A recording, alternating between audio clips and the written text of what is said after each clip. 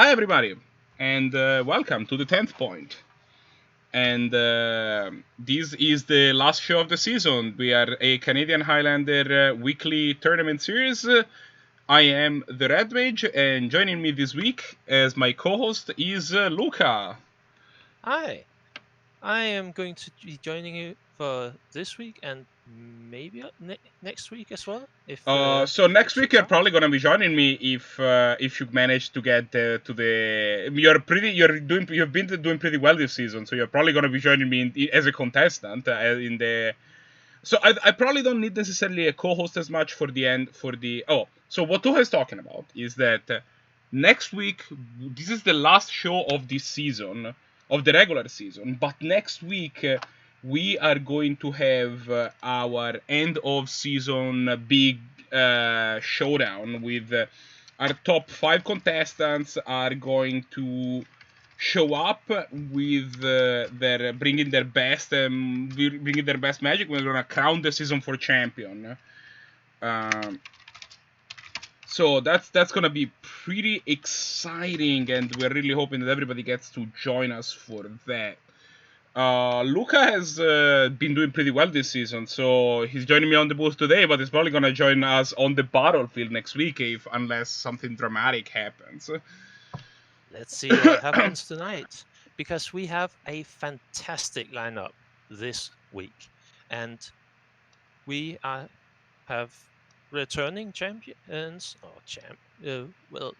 veterans first in Para, Reiyu, Wolfgang, among others, and we Yeah, have we have also some. season dominant player Arakasi. He's around today, and we have also a whole host of people that haven't signed up before. We have Boot, who is like who has somebody that I have personally recruited. He's a good friend of mine. We have I think this is Julie's second tournament. We have I think this is also Nick's second tournament. We have some newer players. This is exciting. Yes. We have 10 players today, which is a pretty large number. So Fantastic sign up from the community today.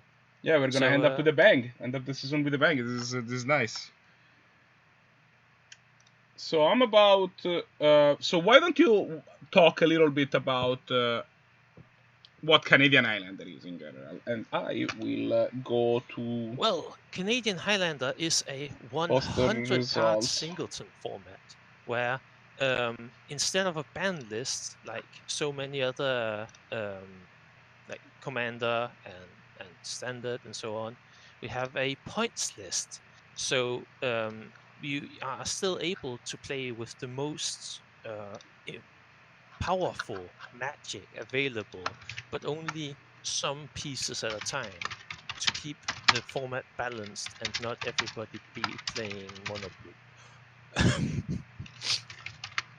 And so we are have only the vintage ban list, only the dexterity cards, the anti cards, the doesn't actually work cards are banned. All else of magic is open to be explored, and we are going to be going on to the first round and seeing what's in store. All right, yeah, I posted some matchups. Who are we gonna be watching? We could watch some newer Uh, players. I see like Boot and Juliee are both paired up. That could be a juicy one. We could watch. yes. Um, I think I was looking at Evermist as having as a potential for the first feature. Oh, okay. So we got some spice in the Evermist deck. Okay, sure, I'm down.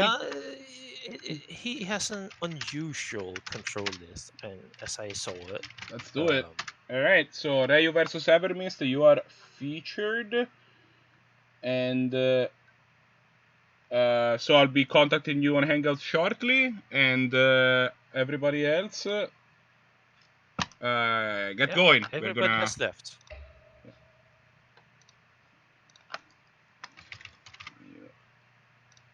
I'm gonna set up the Hangouts call, so bear with us while we listen to the Hangouts noises.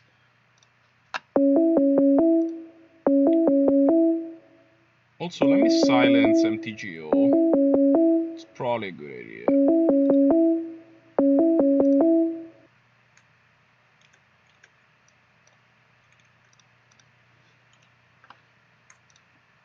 Alright. There. And there you go. Oh, Evermist called me. How convenient. That's the bonus for having set this up beforehand. Yeah. And we are. I see that they are in this tournament practice.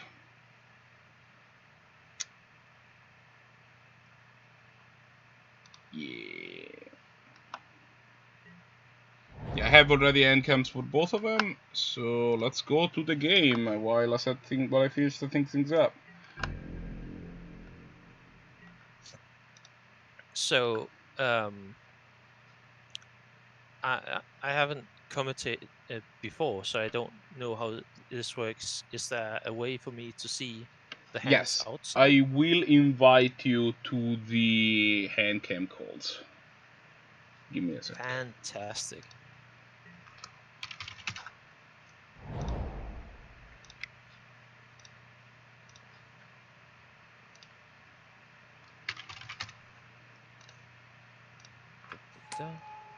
And you talk to people. I need to do things. Where by do things, I need to actually set the hand cams on screen. So Yes, I am setting up hand cans on my end as well. But we are go. We have a strong start from Reiyu, also known as Darky on streams, with a Hovermere and a follow-up wheel, which is going to be they're on battle pricey in a pots couple of turns. So he's on battle bots or or some variant. workshop weenies rather.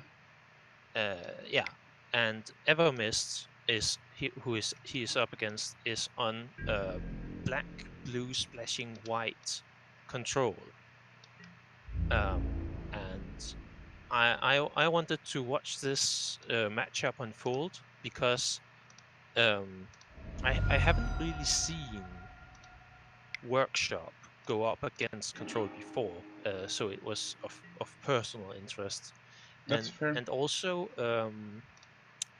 the way Evermist has set up his list is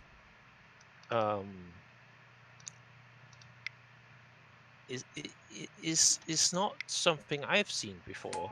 I'm not that experienced in Canadian Highlander, but stuff like Lingering Souls in a control deck is I mean, Lingering Soul might be one of those cards that just happens to be good enough that you run it pretty much if you're in black and white and the fair deck. There aren't that many decks that have seen their black, white, and fair. So that might be what's going on there, but I'm not terribly surprised to see it. I remember when I was trying to build Ores of Control, very much like towards the beginning of the format, towards the beginning of my involvement with the format, I was definitely putting Lingering Souls in my deck, but also that was a newer player, so I don't know. Yeah, if that was correct. And so what we're seeing right now is that the control deck is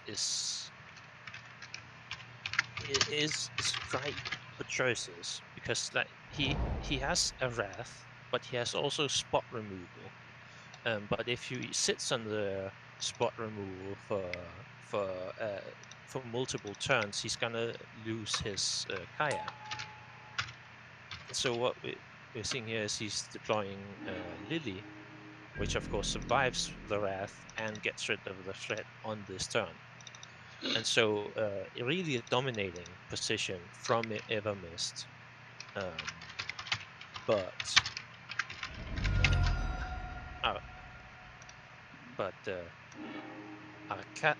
not Arakasi, Reiyu. I'm getting so confused that he's named Dark on Yeah, it's one of those Discord. the different names between MTGO and the different will between MTGO and Discord trips me up every single time. I'm putting the names on screen so that to help people better. Have you muted yourself? I muted Reiyu myself in a posted a variety of message. places. I don't know if I muted myself in the call with you. I have. But Reiyu messaged you about muting yourself in the hand cam. I am muted Modes. everywhere. Are you? You're not muted in your call with Reiyu. No, but I have the computer muted. I have two different computers, and so I'm muted everywhere. I am also muted. Alright. I can message Reiyu and ask if it's still a problem. Oh, Um, sorry. but yeah, what we're seeing right now from the match is that Reiyu keeps deploying threats, and Evermist just over and over and over again answering them one by one.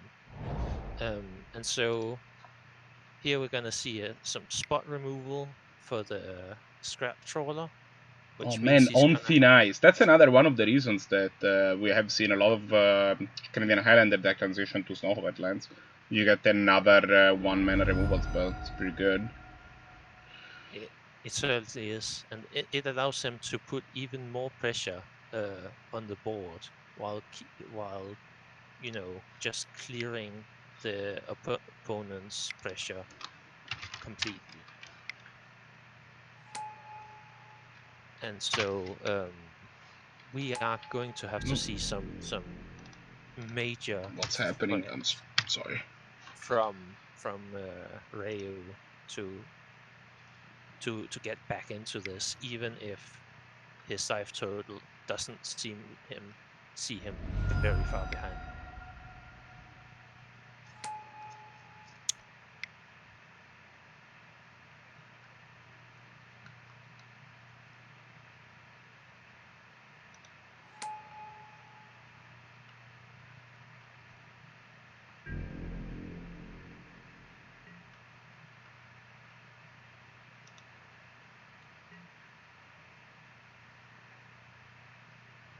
I feel like there's been a Windows update at some point, and they hid a bunch of stuff that was like, I don't know where the command prompt is now, and now this is a problem. Yeah. Oh, there you go. Found it. Sweet. Okay. Now I can actually launch. Didn't see anything. Arcade viewer.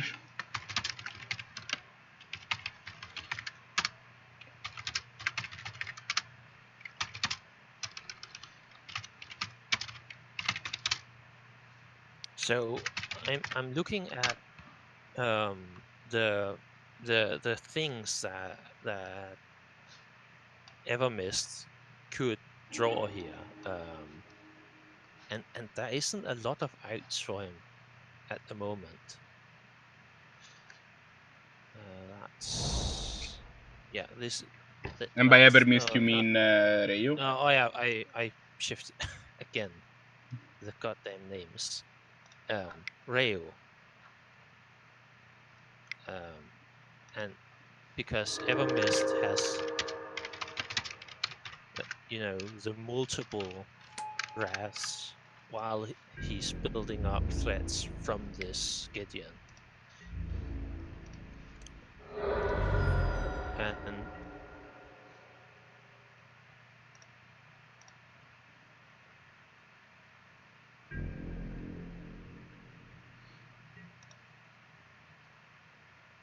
he really needs something with one of his big haste threats, or something with indestructible, which that doesn't just come on every card. And so something like walking ballista could maybe have got him there, but there's the concede, and we go on going off to to game round 2. 2 because the position was just so far ahead that was. No, really I think it was a fair concession. It's just like the other player was just so much farther ahead than they were. Oh, that's some spicy stuff. Palace Jailer in Evermist hand. That's a card I'm actually kind of scared to run in control all the time. Yeah. But in this hand it's good because it has a couple removal spells to support it and this wall of moments that can prevent the monarch to go the wrong side of the table for a while. So it's probably good here. That is fair, but there is no white in the hand.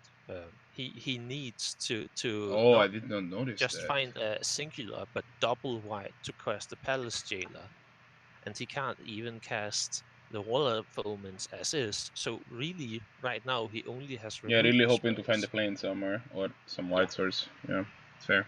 And at the same time,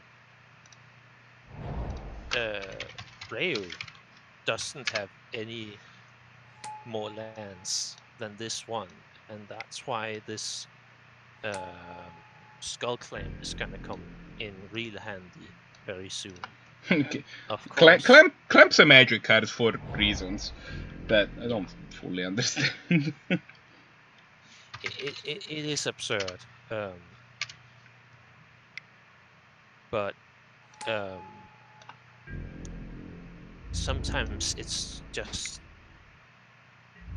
not gonna be enough. Really, like with only one land, he can only start activating it next turn, and if he doesn't find a land in those 2-3 cards, he's gonna be in a big trouble. This game is not gonna go his way. Agreed. And he of course. If he does find the land, though, he's in good shape. Evermist has not drawn a planes yet, so adds another white. Has added another white card to their hand. But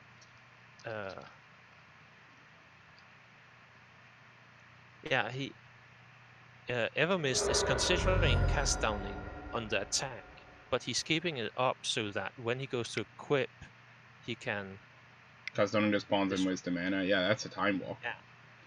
It is a little awkward because you kind of want to cast down the welder, but yeah, but there is no good targets for welder at this moment. No, there isn't. Oh, he's welding this Skull Clamp to get the Mem Knight back. Yeah, he just wants pressure. Yeah. And Mindstone is the draw. Oh, Dead of Winter is gonna clean up shop, and now the Skull Clamp is relegated to the graveyard. Draws a land though. Oh, but can't cast it because it's a Glimmer Void. Oh no! Yeah, he is in all kinds of trouble now. Well, I mean, Evermist still hasn't found their white source, so they're not gonna. But this deck plays Oblivion.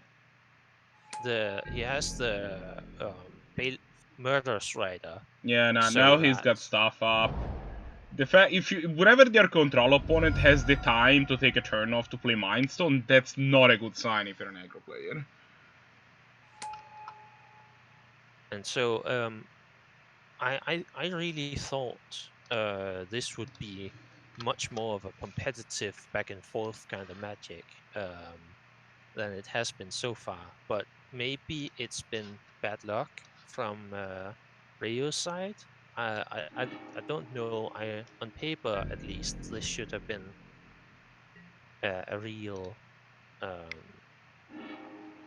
Yeah, no, I agree with you. This was a lot more one-sided than I thought it would be. And so now Evermist has the double white in hand. So in a few turns, the Palace Jailer can come down, and then there's basically no coming back from that. Yeah. I didn't update the match score.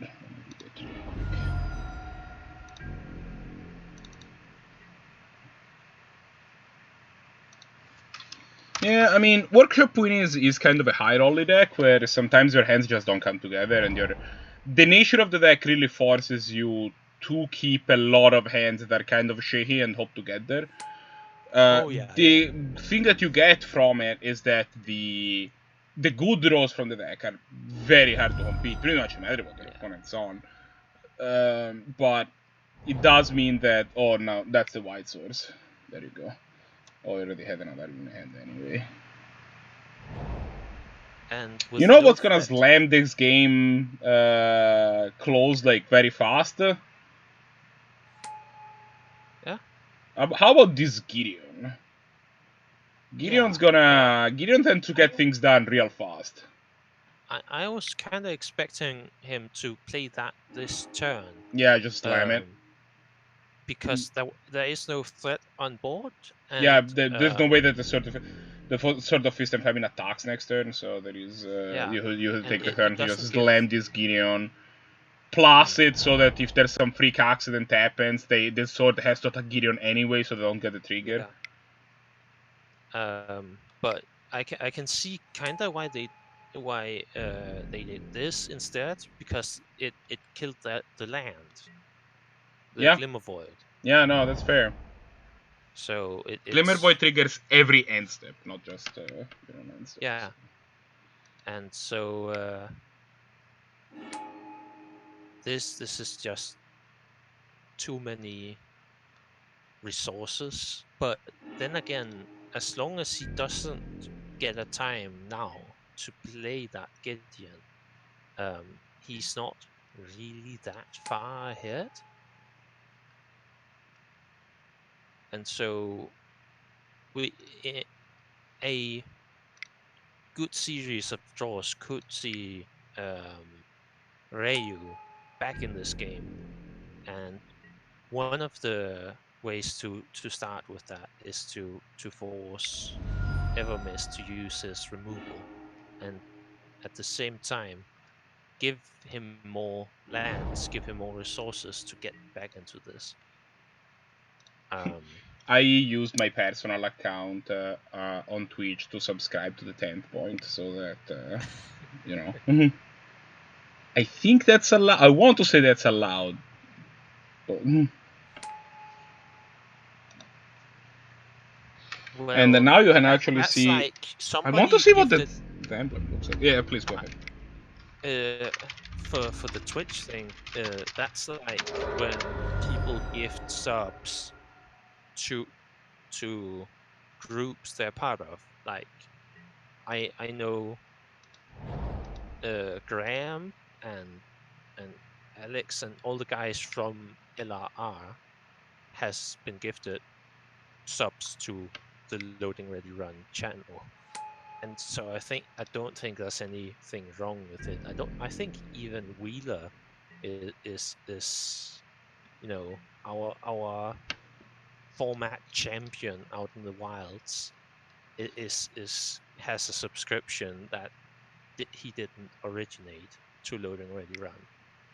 Yeah, it's pretty common for like a Loading Ready Run person shows up to their private account on stream and they immediately get this up.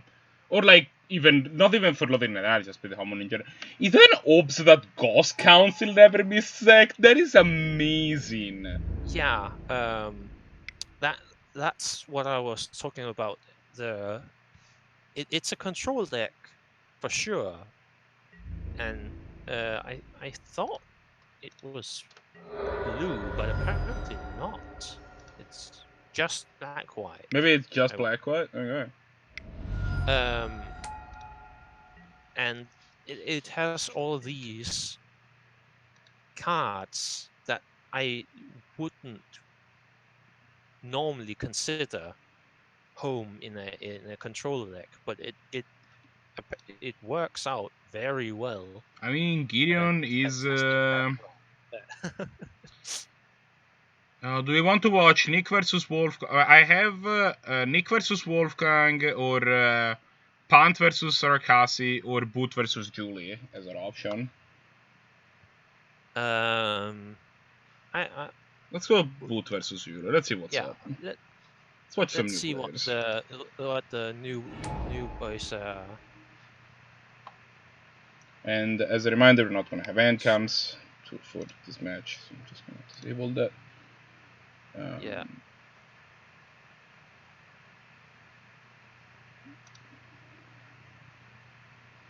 So Juliee appears to be on some sort of pod list.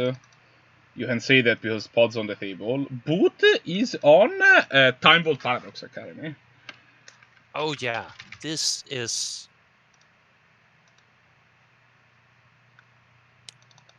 this quite evenly matched, I think.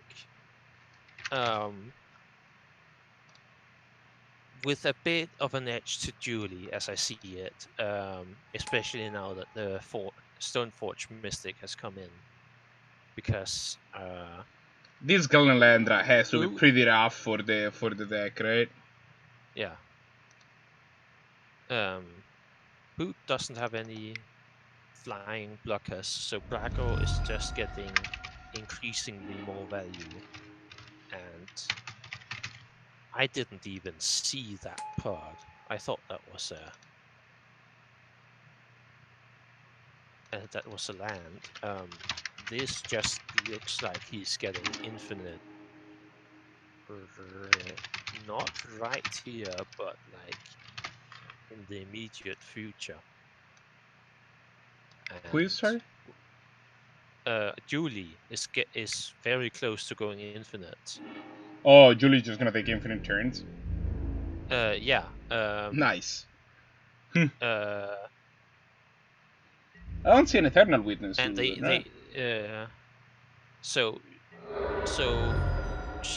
but she doesn't need to. Like, she could assemble an infinite loop with the birthing pod, but not taking infinite turns. Just like going infinite with pod the old-fashioned way. Also, like Boots at 4, so yeah. That was not game 3 though, so we are gonna see another match here. Let me see. Let me quickly. Do I want to set up hand cams? Nah. Have to leave for like 2 minutes. I'm sorry. Yeah, you're fine. Take your time. I'll hold on the fort. So yeah, we're not gonna have hand cams for this match again, but we still have to watch some powerful magic. So let's see. Let's see what's up. I'm assuming that this is game 3, but so I don't know exactly what type of flavor of pod Juliee is on, so I just put pod. Ooh, we have a workshop start from Boot. That's a powerful start. Talisman of Progress is the next card down. Boot's just looking to develop his mana. And Talisman of Creativity. Just drop in some stuff. Just drop in some mana rocks. Followed up with Emry. This is a hell of a start. Emry molds Walking Ballista, which is good because it means that whenever Boot will need a Wincon, the Wincon is going to be there. There's also a Jar and the Lion's Eye Diamond. Those are all things that are pretty juicy. So yeah, there's some stuff. Let's see if Juliee's turn look like. Probably not as impressive. I'm back. That was just my neighbor. Boot had a turn 1. He went Workshop, Talisman, Emry, flipping Walking Ballista and Memory Jar. Oof. And then turn 2 Mind Stone, cast the Memory Jar. Yeah. And we're now on turn 2 Juliee. Meanwhile, Juliee went Gefluteter Strand. Go.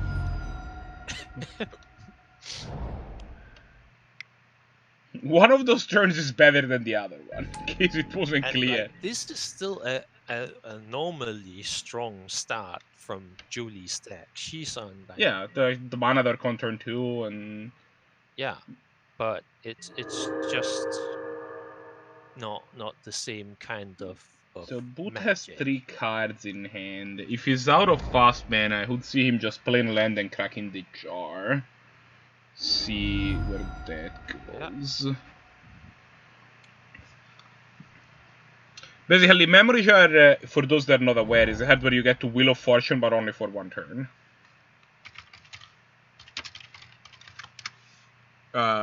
It's a fairly powerful effect, especially combined with Embry, because the card does not exile itself.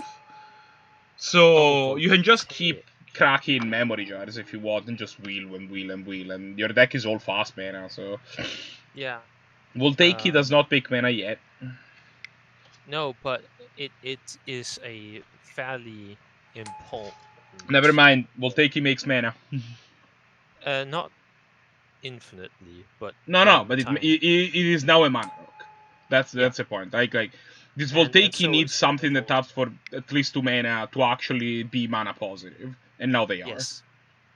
But also importantly, they are. Yeah, you can untap your Time Vault with them. They are part A. Are we just at the Kraken Inventors Fair for Time Vault portion of the game? How many want to? That's 6. That seems 5. Yeah, this game is over. Never mind. And that hand, he also had Tesseret, Worth Invention, and Wishclaw Talisman. Yeah, no, this game was not close to being close. He could have just even played the Tesseret if he wanted to. He had enough mana to do everything that he ever needed to. This is nuts. This hand was insane. We are getting some quick matches today. Yeah. I'm gonna put on Panth versus Arakasi. And this one's gonna be... The fact that this is still going... Oh, they probably just started round 3. Neat. So for those that are aware, Arakasi has been dominating the tournament with the tournament series this season with his blue-black Spectre Tempo deck. It's a deck that is the way that he says it does very well against anybody that doesn't have basic mountain in their deck. Yeah, and even some that do. Yeah. I have fond memories of getting utterly destroyed by this guy, and everyone should have put in Basic Mountain. Oh, Basic Mountain is probably in your deck. Think about it. Yeah, it is. I have Basic Mountain and Snow Mountain. It's like double the mountain. Both mountains. Pant is on blue-white control. That's the deck that he's been known to pilot. It's. Do you have the deck list? Because he sent it to me. Yeah, there was some spice. He has. He declined to send me a list. He needed to send, like, I wanted to have a head count, so he signed up without the deck list while he was finalizing. I don't think he has sent me his actual list yet. So I've just sent you it on Discord. Oh, I see.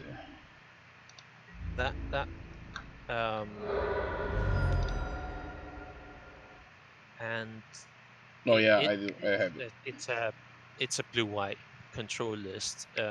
There's a few. Like, yeah, what's a spice? I heard there was spice. Tell me about the spice. The spice? Yeah, what's his name? Was saying that there was some. Okay, so we have Boot wins 2-1. I'm inputting the results. Evermist demolished Reiyu 2-0. Where was it? I was looking through this earlier, and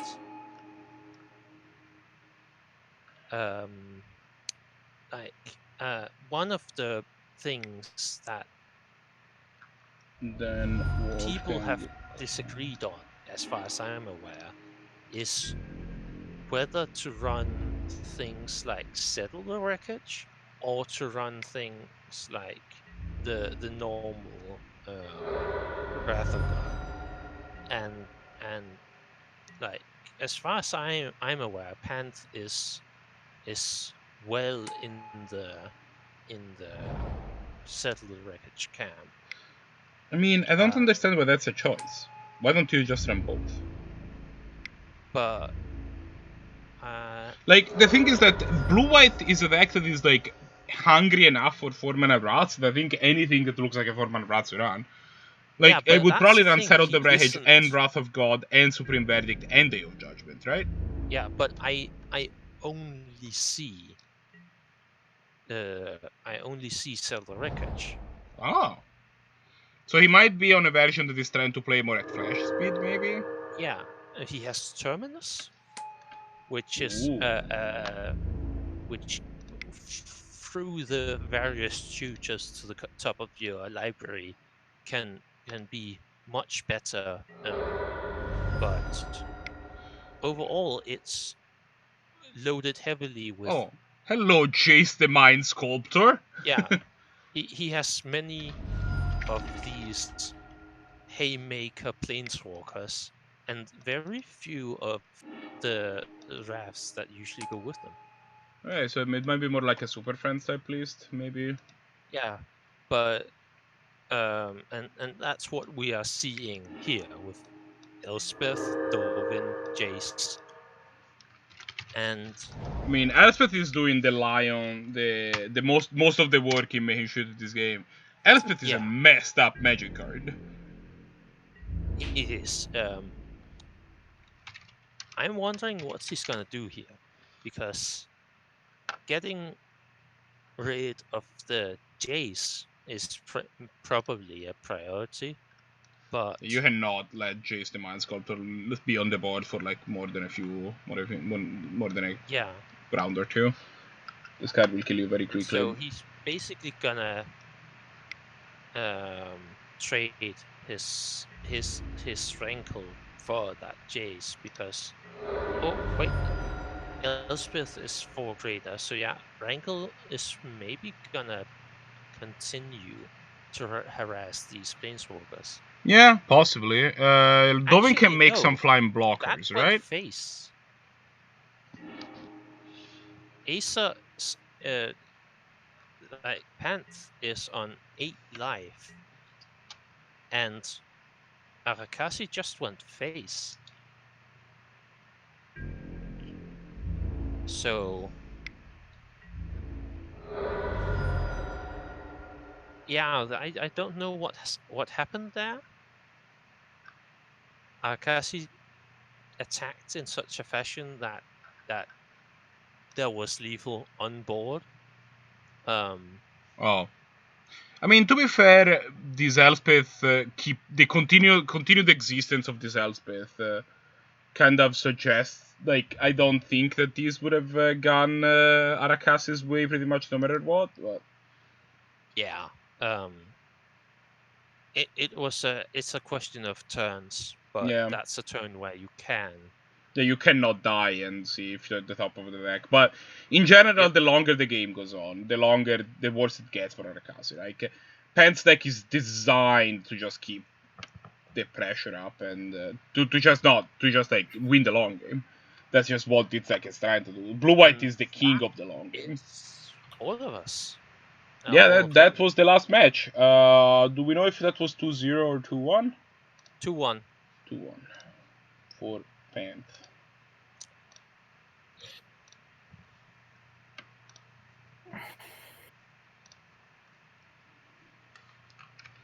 All right, let me post the next round.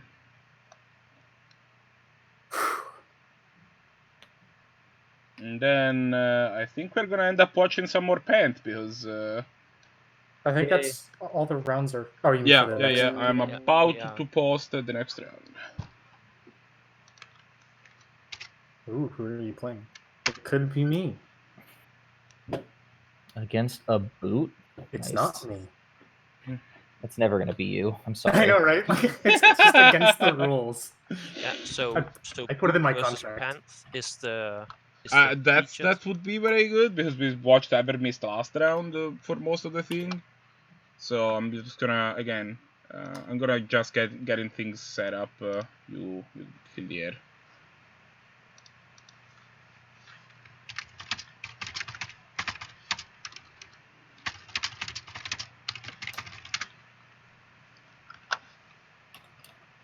And let me. What channel do I need to be in for that? Just so stay around for a while while I set things up in things, and then just go in one of the other voice channels. And Yeah, when everything is set up and you're ready to leave, the control voice channel is empty, so you can go there.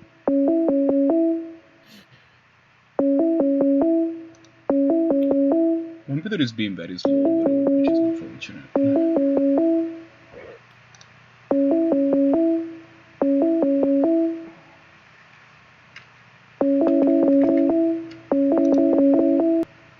I believe it's working. Let me change the settings. Yeah, I have your call. You are. I need you to share your screen, but outside of that, I have the call. Does this work? Yeah, I have you. Okay, I have both of you. There we go. I need. I mean, I don't have your Okay. screen shared, but I have your. All right, so can you hear me? Yeah, I need the people to mute themselves in the Hangouts calls. Is who's not muted? Is it Boot? Share Because screen. he just Boot's left. not muted currently. Sure. Because. Okay. And. Okay. Okay, so once everything is sorted out, we will be seeing Boot's Dimir Paradox Vault, which we caught a glimpse of before, against the very deck we just saw, the Pantaleons. He's got many names. Pantheon's blue-white super friend control ish. Yeah. I still think it's kind of wrong to call it super friends. It's only 8 planeswalkers, but it's it's all the big ones that can take over the game on their own. With the notable exception, I think, being Gideon of the Trials, the 3-mana one from that Egyptian shot. Yeah, but Gideon does enough. He does enough, but that's like the rest of them are very controlly, where Gideon of the Trials is it shuts down a single creature, but it doesn't like produce tokens or bounce things like all the rest of them. No, that's fair. But having a 3-mana like removal spell that you can kind of like move around as necessary. Yeah, it is quite good. Yeah. Like the fact that it's only 3-mana makes it the trials. Plus, it gives you a hedge against some combo decks where, like, you make an emblem and now they have a much harder time beating you because maybe they can't kill their Gideon as easy. Are the hand cams working? Yeah. I mean, the match hasn't started yet, so. But I have them set up. There you go. Can you add me? I thought I had already invited you, but. I have not. I'll look at it. But. Oh. I'll do it again. It's fine. It was being overlapped by the previous. I see. It's just there's only space for so many tabs on the screen. Fair. Oh, I think they are something went wrong. The match was restarted. Yeah.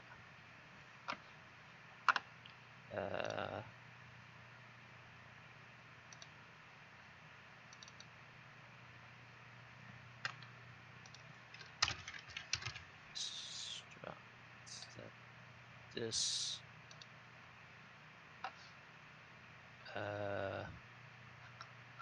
yeah, this is I don't know. I'm currently getting Evermist. That's not right. That's the wrong.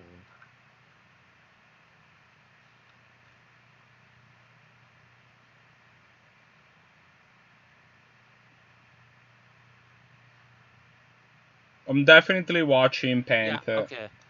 Yeah, they are. Oh, they are 2-0. They just finished. Really? We missed the entire match? Oh, what? What just happened? I'll ask. He just said 2-0, but then he asks if they need to start the game again.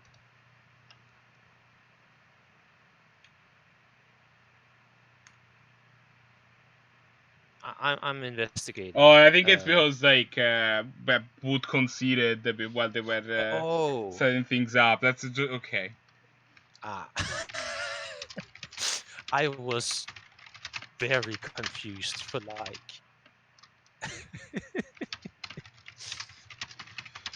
Good.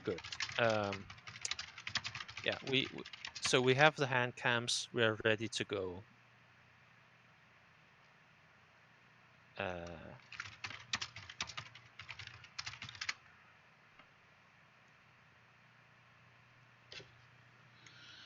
Good. So here is the actual game. All right, let's try this again, shall we?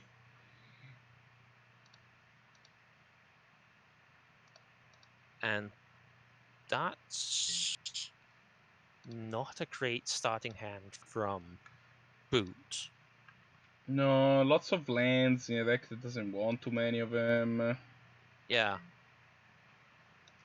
That's, I think, is going Mishra's to be Workshop is good. Mishra's Workshop into Basalt Monolith is a good start, but that's pretty much what it starts and ends. I wouldn't have kept that, but then again, I'm not an aficionado of that particular deck. Yeah, I mean, this is the first Boot's first foray into running it too, but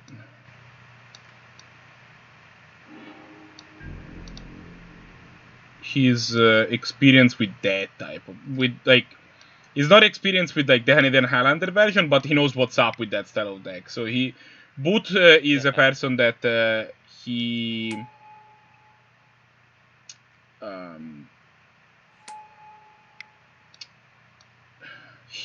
formative experience Magic wise is playing essentially combo decks in Modern. He has a Twitch channel where he used to play I mean, presumably he still does. I think he transitioned to Pioneer somewhat, but he's used to playing a bunch of like weird combos and try to make them come to fruition as much as possible. So like this style of deck isn't something that is completely new to him. Although the exact list probably is. The fact that I find that the Time Vault version of this deck is a little easier to pilot than the like the straight up just straight up Paradox Academy version, because you do have an out to just be like, okay, I'm just gonna win the game now. I don't have to think for 5 hours about what that's gonna look like. I'm just gonna find Time Vault and Voltaic, and the game's gonna be over. Of course, yeah. But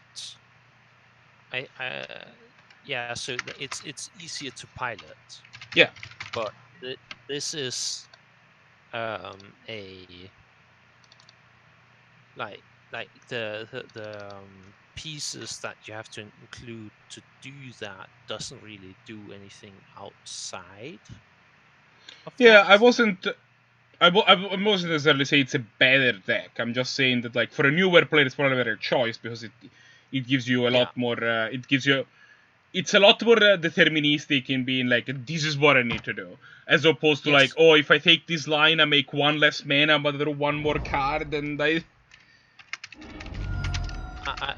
get that, but I just think that this somewhat speaks to the confidence that Boot enters the format with. He's like, I'm gonna play this deck, and I'm not gonna take any shortcuts. No, he's on the Paradox. He's on the Vault version.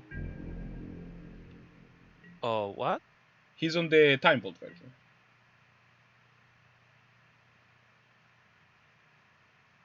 I thought you just said he wasn't. No. I was saying that like, no, I was saying Boot is a newer player, and I think that for a newer player, the Time Vault version is a better version because it gives you. Okay. Yeah.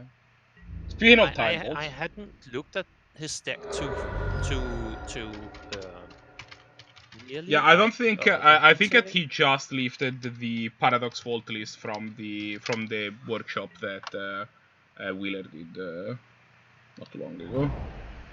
Oh, speaking of Planeswalkers, Muyang Ling in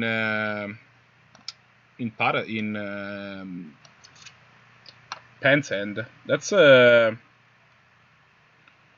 interesting Magic card. I've been testing her in Blue Moon and been relatively impressed. She's been doing good. Her plus gives her a ton of loyalty and is pretty good at like nurturing a threat, especially against faster decks. Yeah, and it's not quite turning it off, but it is remedy.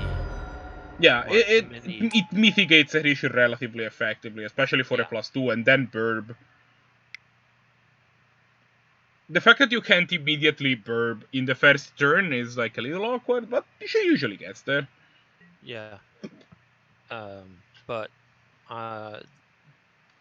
they're not deploying it right now, and I think that makes sense. You don't want to necessarily tap out against the Time Vault deck, right? Because like, yeah, exactly.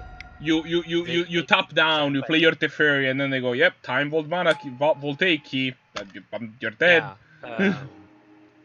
But the reason you can tap out with Teferi is, of course, no, you cannot tap out with Teferi. It's literally impossible. You always have to lens up. And he has the spell snare for the Time Vault. Yeah, Boot can make a lot of mana here, but he's kind of like doesn't have anything to spend it on. Yeah, it's kind of all dressed up and nowhere to go. And meanwhile, that Acer, or what's it called, Panth, is just going through the motions and using, Sensei's top. It's top. I find that mostly like Pant is doing also like the thing that he needs to do, which is he is producing threats, right? Yeah. Teferi will ultimate in a few turns. That's a very real clock because then he starts eating away at your permanents, and then the game becomes over. Another land off the top for Boot. Moyaling is gonna burb pretty soon, so like there's a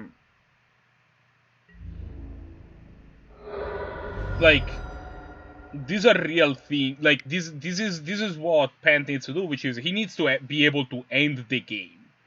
Yeah.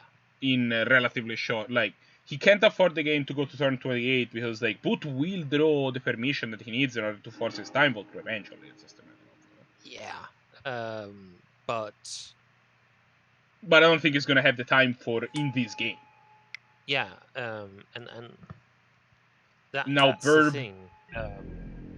If he wasn't tapping out for these threats, Pant would have so many counterspells up, and due to Teferi he still has. Yeah. That. But the combo decks another land off the top for Boot. Combo decks reach a point where it doesn't matter. Like they will pinch you on mana. Like that's the thing. Like at a certain point they will open a turn with like Duress, Thoughtseize, and then I go off, right? And like can you, even if you have 4 counter spells in hand, can you cast all of them in one turn? No, not necessarily. Yeah, I see where you're coming from. So yeah, I'm just saying in this specific situation. Yeah, in this specific situation, I mean, Boot's draws have been abysmal, which definitely doesn't help him. And But conversely, the draws of Pant has been incredible. has been very reasonable. Partly helped by the top.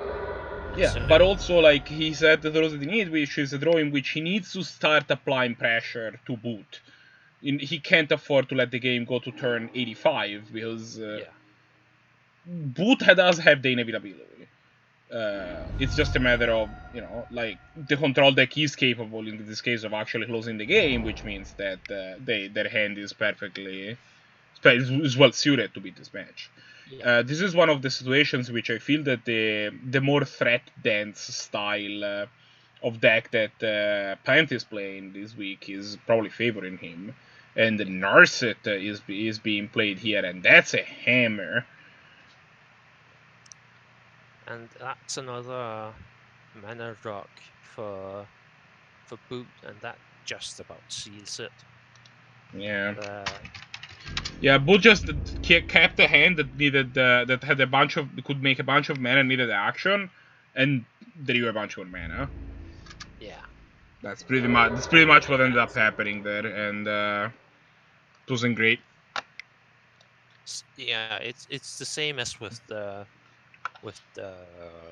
workshop deck we talked about earlier. Sometimes you in these artifact-based decks, you are at the mercy of the top deck. Yeah, and I mean, Boot is like, this deck is fairly like tutor heavy, and Boot is like one tutor away from just, at least having a game-winning combo in hand. It's never gonna resolve, but. And yeah, there it goes.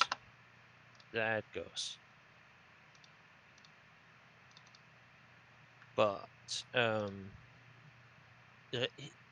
it's the same explosiveness, and so hopefully we're gonna get to see like an explosive start from Boot. Oh yeah, I mean, we saw that in game. We saw that in the last game. In the last game of last match, right? But he just went like. Yeah, he just pooped his hand on the battlefield with staggering speed. Yeah. This hand. What does this hand do? It has a Paradox Engine. That's pretty spicy. Paradox Engine Green Monolith is kind of a combo. But he bottoms. He bottoms that? I guess he can't cast it for a very long time. Yeah. I think that transmute, can that get the other part of? Yeah, so he can transmute for Thopter Foundry to assemble Thopter's sword, which is against control is as good as it's control is not gonna pop. Ooh, Isocron Scepter. Oh yeah, for dramatic reversal, right? Yeah. So in these following turns is actually gonna be quite decision heavy for the control deck, because now he really needs the extra land to get anywhere beyond where he is currently.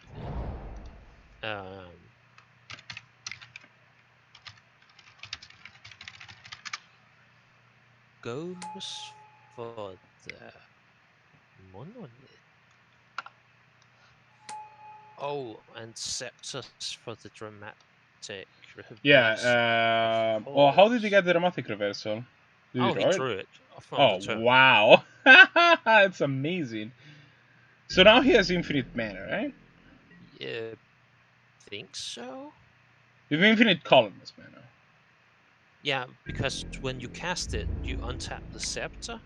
Yeah, it untaps the scepter. So, for those that are not aware of how this works, dramatic scepter basically allows you to pay 2 mana to cast the heart that is imprinted upon it. In this case, it's dramatic reversal. So you can tap 2 mana and dramatic reversal, which is untaps the scepter, and the basalt monolith. So every activation of Scepter essentially will net 1 mana and 1 storm. Oh, actually, he could try to just go for it. He could Dimir. He would transmute the Dimir Infiltrator for like a Voltaic Servant or a Galvanic Key and just try to win the game here.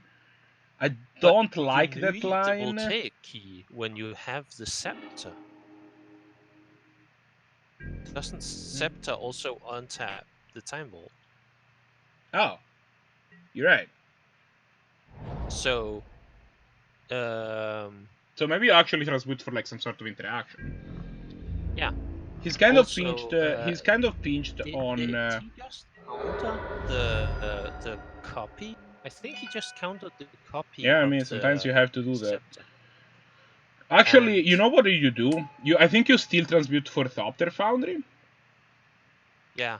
As a bait spell, right? Like you transmute for Thopter Foundry. The Thopter Foundry will immediately make Infinite Thopter, because I believe it's 1 colorless to activate. But he's gonna counter that again right now, and so he gets to put the Time Vault into play. This is incredible for Boot. This is if he doesn't come with some kind of he just What happened? The control deck just drew Council's Judgment. He just drew it from the barrel, and so well, that's true. Sorcery speed. So if Boot he has goes for the Boot still can make Infinite Salt. Thopters. Like even if the Time Vault gets, I don't know why he didn't go from the Time Vault when he was tapped down, but yeah, I don't know either. I would, because that means they have to answer. Oh, he misclicked. oh, Boot just misclicked. unfortunate. And so both of his combo pieces just went down the drain. That was the game changer. Yeah, it's it wasn't great. Because if he hadn't done that, he would have been able to play Time Vault. Okay, Time Twister is the draw.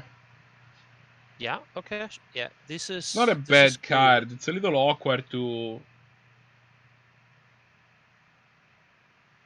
So, it is worth mentioning that he can just deploy the Time Vault here, and that still leaves him with enough mana to play for Spell Pierce. Yeah. But it doesn't seem like... I would probably want to get this Time Vault on the field before I Time Twister. I think what we're seeing is... Oh, he's gonna untap Grim Transmute.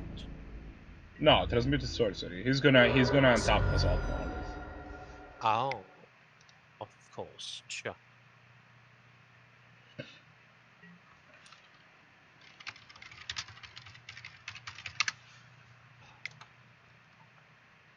And so, well, this here, he could do this, which is let him have it.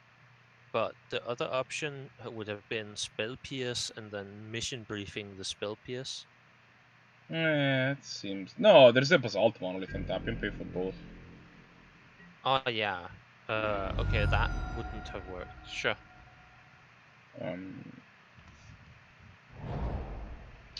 Boot has really been really pinched on colored mana here. He had enough mana, like by numbers, to deploy one of these 3 other threats in his hand, but he just didn't have enough enough colored mana to do either. Well, he could have Time Twisted, I guess. But like 2 times has he has been able to run out his threats, and Okay. 2 times he missed it. Boot managed not to exile his basalt monolith this time. Yeah.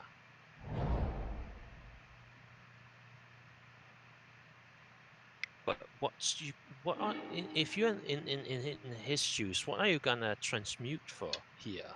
All of the hearts they really wanted are pretty much gone. Maybe Wishclaw Talisman could be juicy.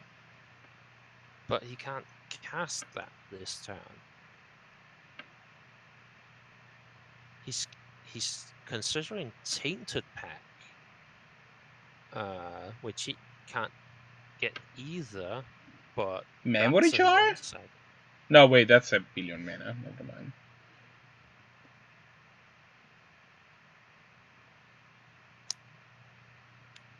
He highlights the Thopter Foundry. Probably a sigh comes out of his mouth, be like, if only. Oh, yeah. That's gotta hurt. The old council's judgment. Choose something different from your opponent. Yeah, Council's Judgment is doesn't necessarily work the way that you expect it to be in like. It's one of those things that you would never do in paper, right? If yeah. But he obviously thought he knew exactly what his opponent was gonna name and just instantly clicked on it. Yeah. Which is odd though, because it feels like if I am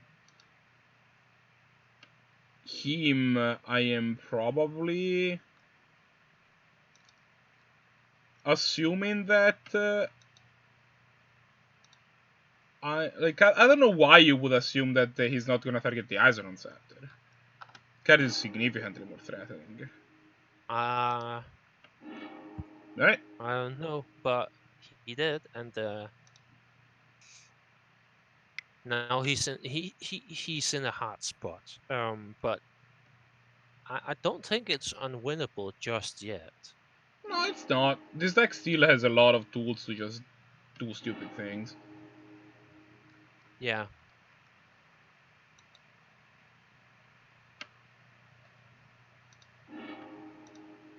He just, any black source is gonna give him a shot at with the pact if it doesn't get countered, and really, it's back to a top deck wall, which unfortunately with that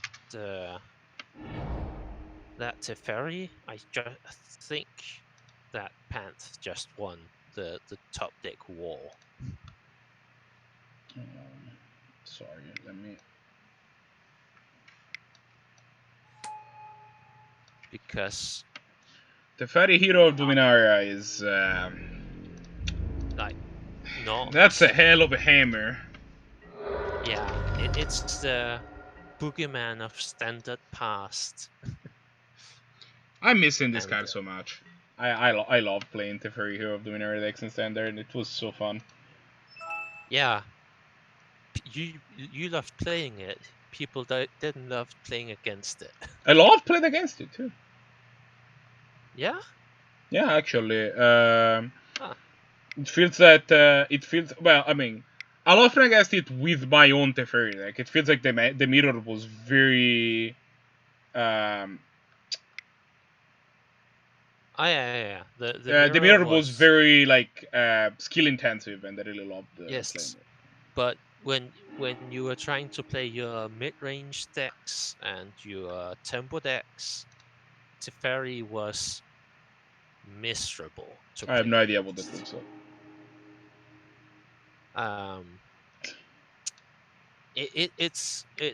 It's not quite the same levels as Siege Rhino, but it's still the Oh, Siege Rider, another card that I love playing instead. Yeah, but it's like people now have good memories of it sometimes, but at the time everybody was talking about how much they wanted to get rid of it. And that's, you know, I mean, I think right that the here, part of the problem was that I mean, part of the problem, but like, I don't think many people were thinking that that card would be that those cards were like particularly close to being bannable, which I think is part of the frustration. Is it's like, no, this card is Yeah. just good. Like, there is no it's reason. really, Like, really good. it doesn't make standard unhealthy or anything. It's just like, it's just a very good card, and I don't like playing against it. Yeah. But coming back to the match at hand, when the control deck has the I'm sorry. to cast out a mana rock, they are far ahead. Yeah, And- this match is not going Boots' way. Yeah. We have the Idiot Bird number 2 ready. We have the Snapcaster Mage for a counterspell. And that's the game. And with the game, it's the match. Yeah, this was kind of brutal. Unfortunate that Boot had that misclick. I think this game was going solidly Pants' way either way, but it was fairly even, like back and forth up to that point. yeah, Boot was definitely like, I think if Boot still has one piece of the A plus B combo, he definitely has a better target for Tainted Pact. That ends up being I don't know. It's hard to say how the game ends up going in that case, but it will definitely be more even. Based on how the draws ended up developing, it feels like Pant still kind of had the upper hand there, but. So we are looking at. I moved to Juliee versus Nick because they are the only games that are still going, as far as I can tell.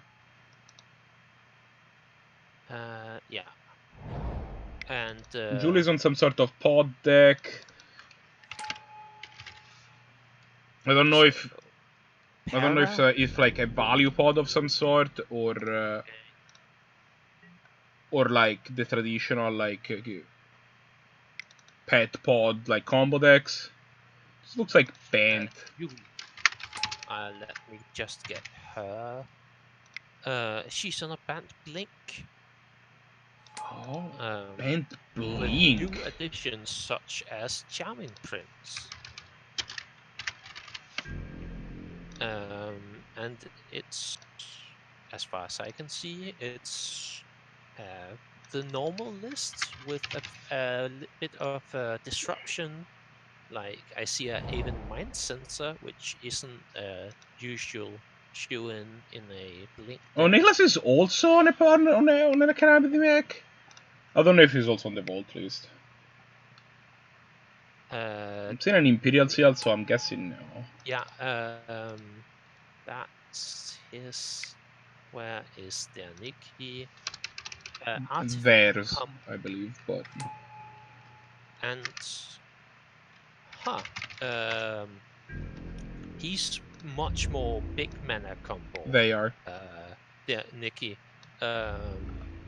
He's got. They have. I'm gonna keep saying this until you get their pronouns correctly, but. What, they?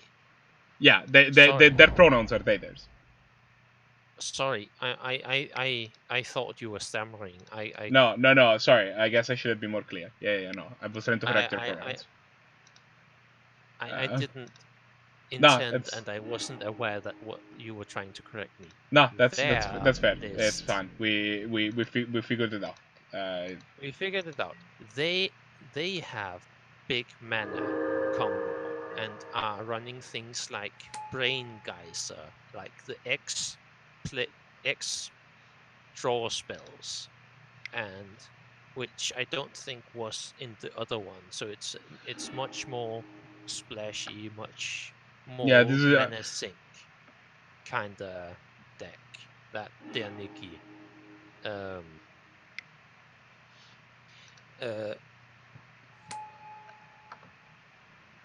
What is that? Oh, it's a crucible of words. Crucible for Inventors Fair? Nice. That's a combination.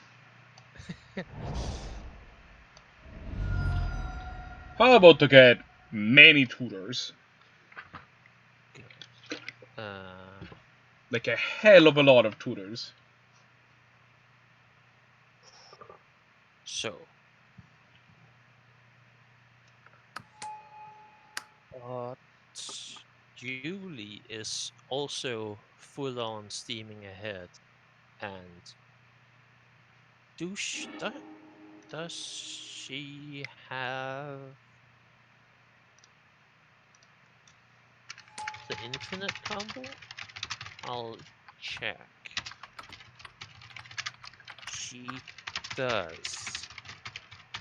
And as far as I can see, she is about to go get the most important pieces.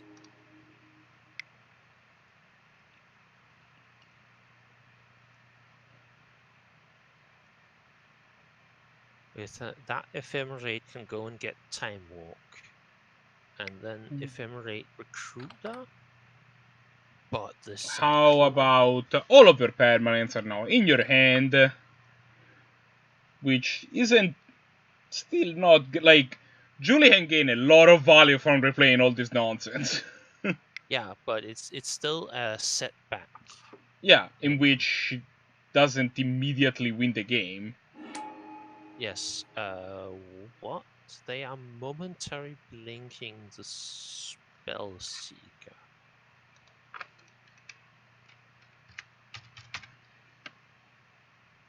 Oh, I found out why I thought Niklas was a he. It's dear Nikki. I mean, I don't know, like the pronouns that they indicated in their thing are just Nick. So I'm just gonna respect, but I wasn't like, why did I think it I was don't know. he? Oh, it's his it's their nickname. I misunderstood. But yeah, what did they? What happened here? The Cyclonic Rift resolved, and the board is still there. Was it a single? Maybe it was like a target? single Psych Rift, trying to Yeah, like counter the Ephemerate. Yeah, which was and countered. so the momentary blink left it on the battlefield, but yeah, but at least the Ephemerate's Juliee's gone. Yeah. At least for the Juliee's next 5 to 6 minutes. And by 5 to 6 minutes, I mean 5 to 6 game action. Trinket Mage finds. That's what are they getting? Relic of Progenitors. Yeah, And just they blast the moved graveyard so that they can go make infinite time walks happen. I have an important question for you. Do you like the 5th on art for Trinket Mage more, or do you like the new, what is it, Mirrodin Besieged art? Scars of Mirrodin. The Trinket Mage art.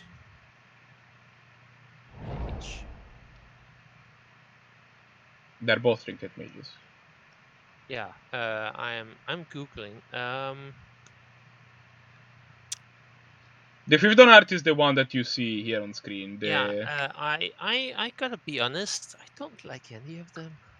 Those poor Trinket Mages, what have they done to you? Like, they're both so weird, have these long faces and mechanical eyes, and yeah, new rocks on Mirrodin look like that they have those eyes. That's a pretty common feature. Yeah, and I'm not into it. It's fair. I'll say that I find the Rex Age blasts Relic of Progenitus. Relic of Progenitus responds by, if I had to guess, tap to exile Ephemerate and then exile and everything. Well, so there's a point where if Nikki wants their graveyard to stick around, Yeah. They decide the answer is no. They lost. Pence says that he's a fan of the Scars art. Yeah. I think this art, this trinket art, the trinket mage art we're looking at is the more distinctive. Like it's not like the rest of Magic, and so if you want Magic cards that pop and really capture the attention, this one is the one to go for. Where the other one is more normal aesthetic for Magic.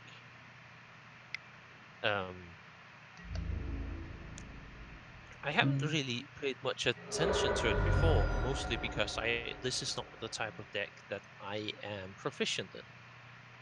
I mean, I play Trinket Mage in Blue Black Vault. Yeah. You gotta find your keys somehow. Yeah, and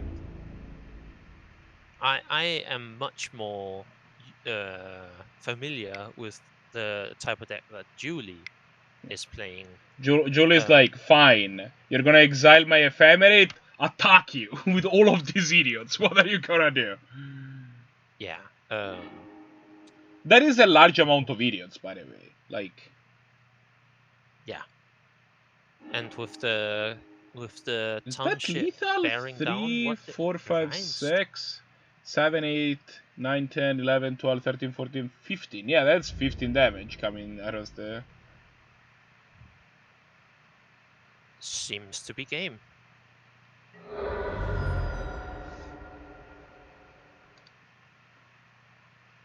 But yeah, that It's like, look, I wanted to be like win the fun way, but if you really don't want to, if you really want to be that way, fuck you, Cameron Township, get wrecked. That was the last game of the league. They had the full Painter Servant combo in hand. Oh, and I so see. if they survived the attack, would have won. That's a close game. There is a close L game. Oh, let me. Where did they put that? No, I don't want. Oh my god. Okay, I'm panicking. So, tell me some match results. Boot versus Pants. We had Pants win 2-0. Yeah. Evermist versus WolfgangCloud. WolfgangCloud beat Evermist in 2-1, and Para won over Reiyu in 2-1. Verify ask you. Already have results. Give me a second. I wanted to bring us to the other screen. Reiyu versus Para, you said? Para won 2-1 over Reiyu. Alright. Pipes versus Arakasi. I don't see it. Arakasi 2-0. 2-0. Yep. And Nick versus Juliee, we just saw. It was Nick 2-0. Would they say no 2-1? Juliee 2-1 over Nick, and Nick seems to have a correction to the deck title because they don't have Paradox Engine. So it's not Paradox Academy. Right, that's fair. I kind of did my best with the information I had at the time. I'll get it right. I get it. I'll get it right for next time. Oh, it's finally time. It is. It is finally time for a matchup that I know both of these players waited for a long time. Yeah, we've actually literally never played against each other. There you go. In any of the tournaments or off. You were looking for games last night, and I was like, I could play, but that would also ruin all the fun of it, so I just won't. I don't want this. I'm gonna die. That's the hope. We'll see. And so- this is a whole I'm thing. excited. We're gonna watch the end of an era. We're gonna watch it on camera too. See, like, I don't even think I have you on my buddies list. Nope, because we're not I've never- buddies. I'm glad you understand. No, because I hate you. This is like the. I believe I friended you. Oh, let me send you Yeah, some let me just calls on There. Google Hangouts. This is the true way to finish season 4. Yeah, with the going off end of the Para versus Pant never playing curse. Definitive proof that we're not the same person, maybe. Yes, I'm not playing this from 2 different screens. I'm not If sure we if don't I have a believe you, four but monitor setup. we'll have to see how that operates. Just a battle station swivel around. Yeah.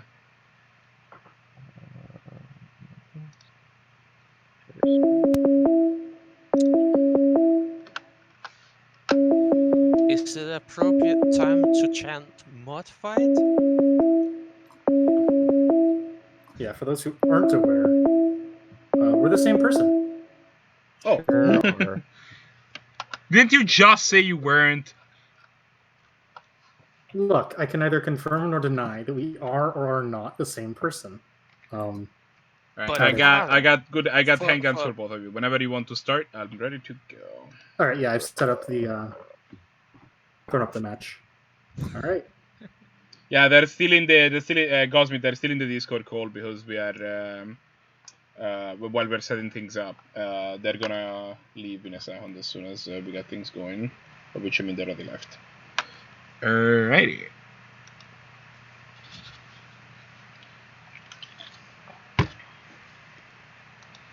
Time to watch these finals. Let's see where that gets us.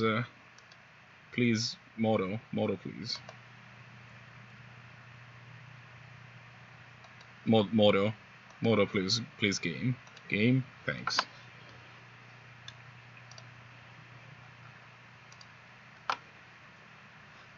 Moto, why? Modo. Moto, what But, are you doing? There you go. I find it funny that Para says that she can neither confirm nor deny whether they are the same person, when she in fact did both. They? Fuck. Thanks. Okay. I have been going around noting everybody's pronouns except for the mods. I believe that. I mean, again, So- Para indicated para as pronouns, so I don't know what to do with that, but. But Panth is a they, yeah? Panth is he. Panth we have confirmation. Or at Okay. least that's what he said in the thing. Good. I'll just jot that now down on my own. And para is just para. Got it. So, but anyways, my point was that when you say you can neither confirm nor deny, that is not the same thing as both confirming and denying. But in this case, it's also the same thing.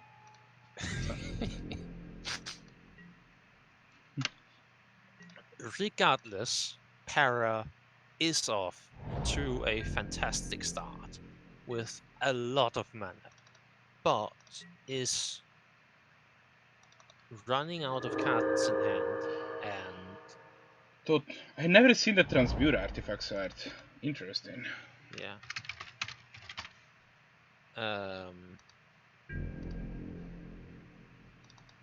I don't have hands. Alright, give me a second. I'm gonna hook you up.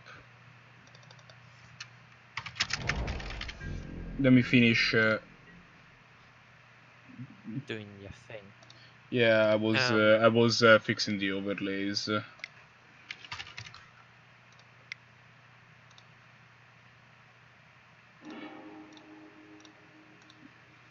we are. Computer is kind of acting sluggishly today as a whole, which is unfortunate, but.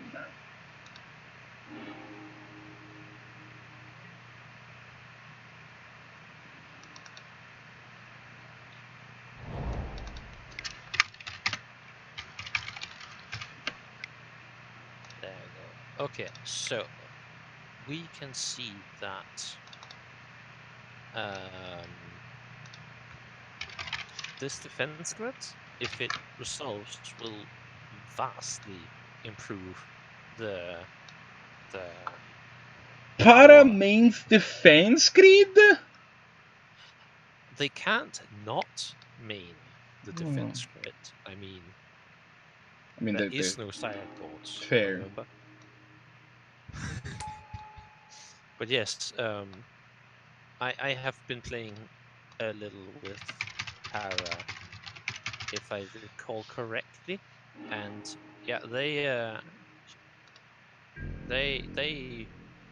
play defense grids, and Is that stock? I don't know this list as much as.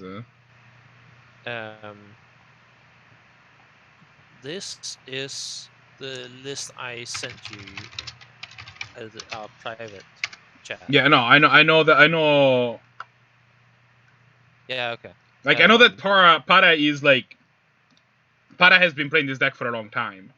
I was just wondering if mainboard defense grid, or like, playing defense grid in your Paradox Academy deck is stock, or if that's just the way that he likes to play it, I guess. I don't particularly know.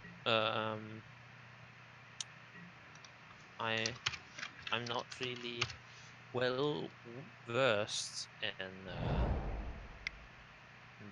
this kind of deck again, but it isn't something I usually see. But it's usual coming from Para, as far as I can remember, and that's the thing again, going back to his deck.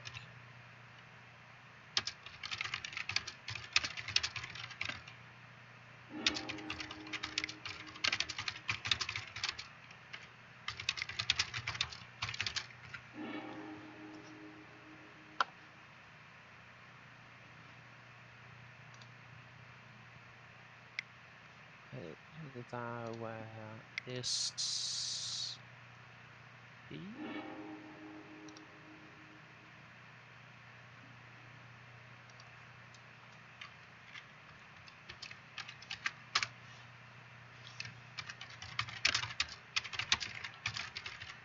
There it is. I've pulled up the list so we can have a look at it.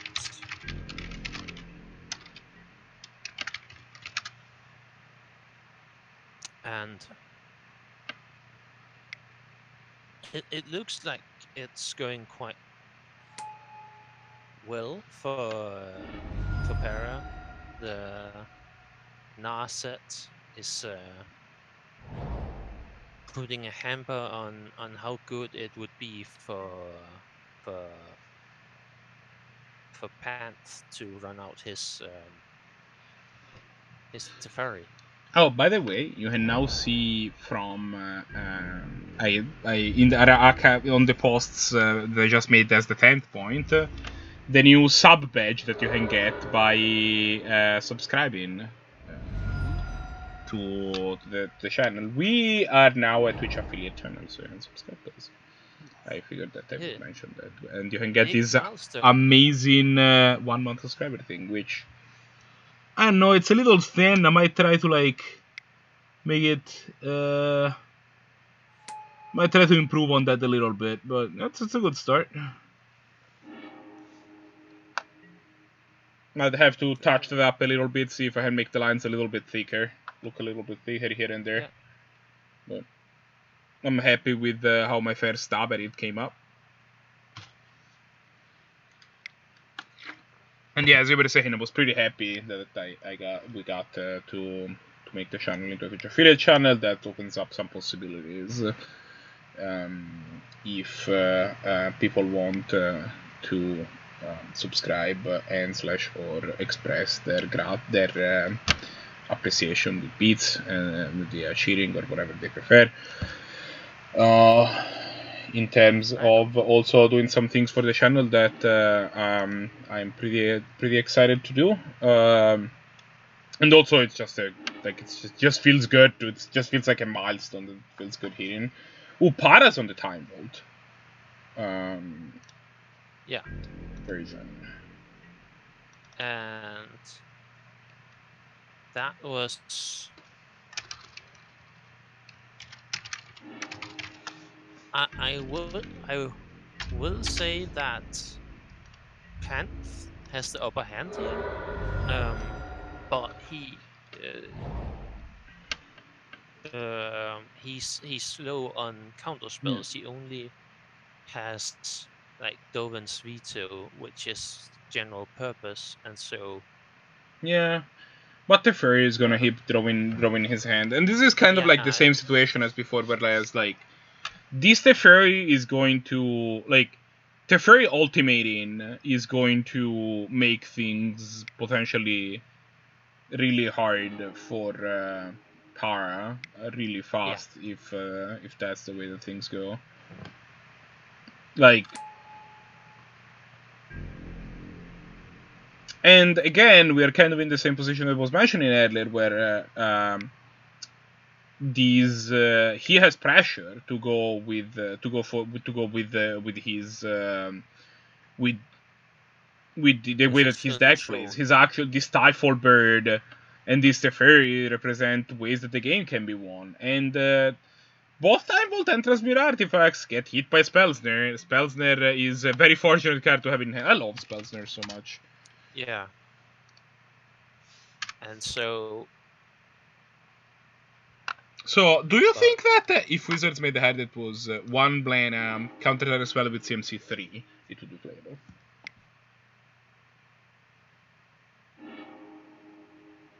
No, I don't think that's the kind of magic they're trying to create these days. No, I know, but like if that card existed, right? I'm not saying if that like card existed, it would see play. I think. You think it would see? There are enough 3-mana haymakers in the game in most decks that 1-mana counter target 3-mana spell would see play. Do you think that it would be playable if it was just 1-mana counter target spell with CMC 1, like Mental Misstep, but not Phyrexian, just?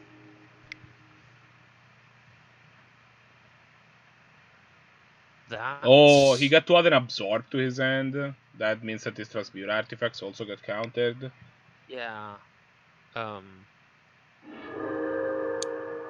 don't think. Yeah, Para just gives it up. No, I don't think that Mental Misstep, that non-Phyrexian Mental Misstep would be playable.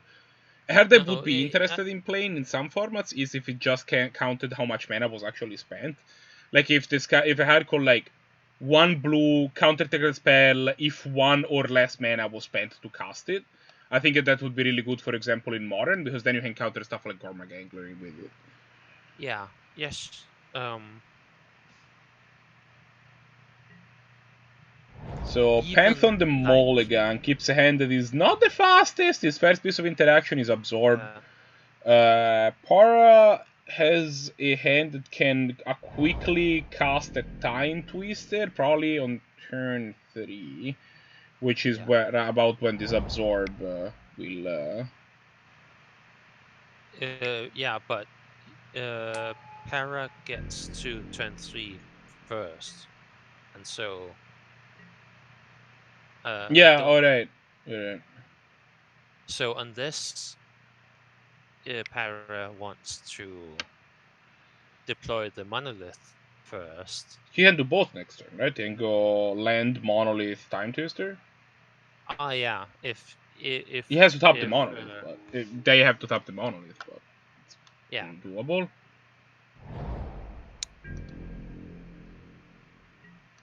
But I think the hypothetical counterspell talk.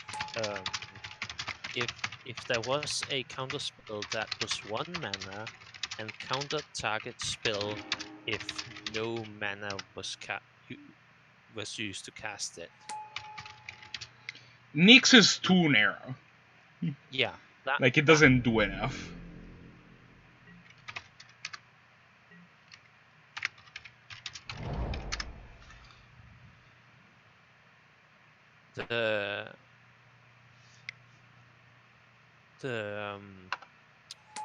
But I think that's more the style that is realistically gonna be seen. Is what I'm saying. It's like Pansend was the actually vastly improved by this Time Twister, I feel. Narset's a house in this matchup.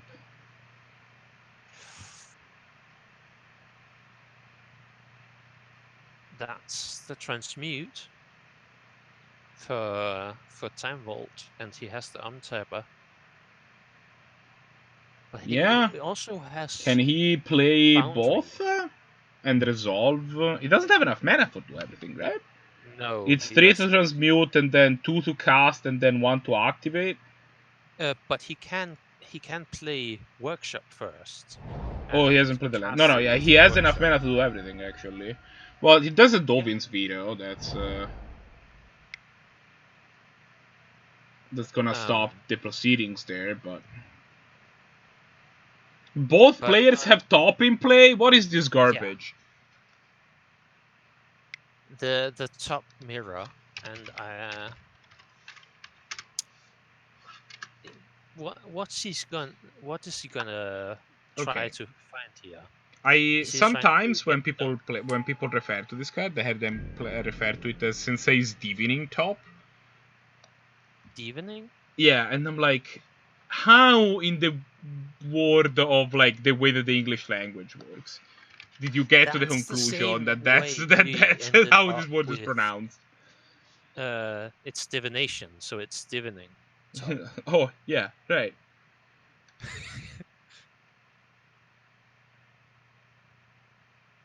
Sensei's diving top. Just you have no idea. So actually, fun fact: if you go on eBay and type Sensei's diving top, you find a bunch of Sensei's divining top that people have misspelled.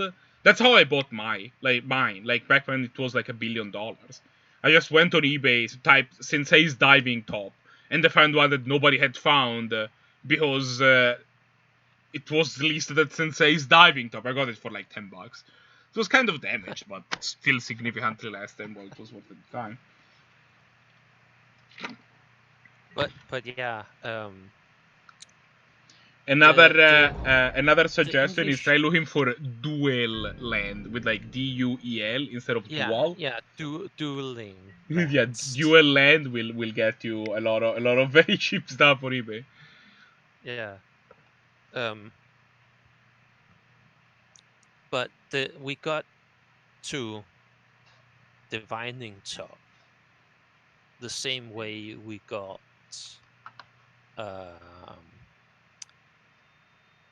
are you at all into Warhammer? No, not really. There is a rift in the player base in America where most people call it LAS technology and some call it LAS, even though there is no E at the end. I see. And so we have the laser, which shortened should be lace, of course. But if you chop one too many letters of it, the written pronunciation is less. And so that the English language is full of these things where the context of a word, not so much within the greater sentence, but the context of the parts within a word will change the stresses, Yeah. and it is one of the worst parts of English. I agree with you 100%. It's like you kind of have to learn two languages: one how English is written, one how English is like spoken, and then it's just a mess. Oh, Panth kind of looking for a land here. No, never mind. He has a wasteland in hand, which I mean he wouldn't mind have been able to wait to deploy it, but picks up a memory lapse, which is still like a pretty solid addition.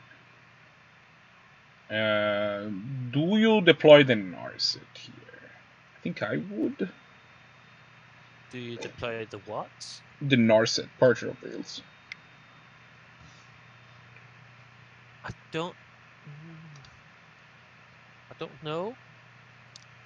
I think I probably would end up doing it just because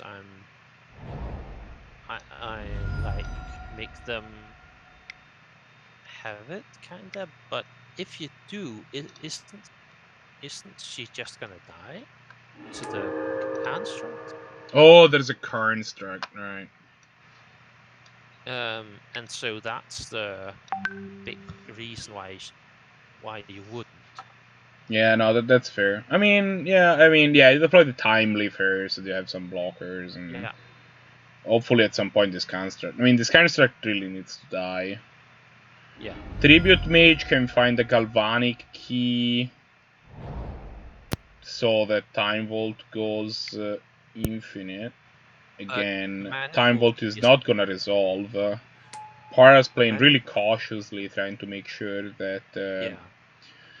And I mean, we're kind of back in the same position as I was saying earlier. This time, Panth does not have any pressure, right? Or almost no pressure. So Para can just start deploying stuff like defense grids and all this stuff, and then take all the counter spells out of Pants. And what didn't Pants fire off this memory lapse there? Oh, because he knew about the Time Vault, right? Yeah. And so with that's the disruption. That's the game. Yeah, I mean, but that's exactly what I was saying, right? You wait a bunch, and then if you don't pressure the combo decks, they are going to assemble a hand that you can't beat. So I would be surprised if Panth keeps this hand. It's landlight and it doesn't have any pressure. No, but it does have this negate and this miscalc that can get stuff done. Para kept a hand that is going to have to turn to defense grid, which is probably gonna meet this miscalc. I think I like keeping the hand. Like, in the end, the amount of pressure that you have, it's not like it's kind of limited, right? Like you kind of have to hope that your deck delivers at some point.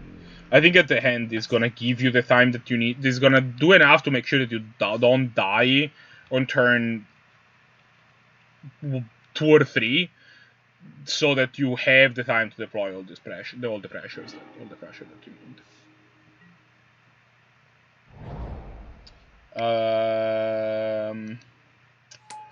Do we have some results from the back tables? I think we do.